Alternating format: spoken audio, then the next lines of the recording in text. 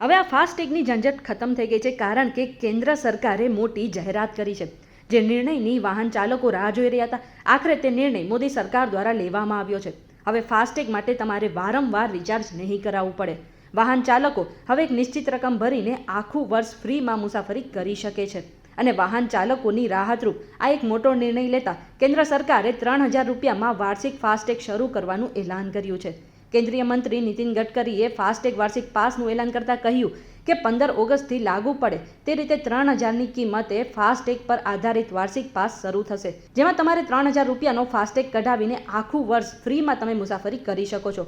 જો કે તેની મુદત ફક્ત 1 વર્ષની રહેશે અને 1 વર્ષ બાદ તમારે નવો પાસ કઢાવવો પડશે.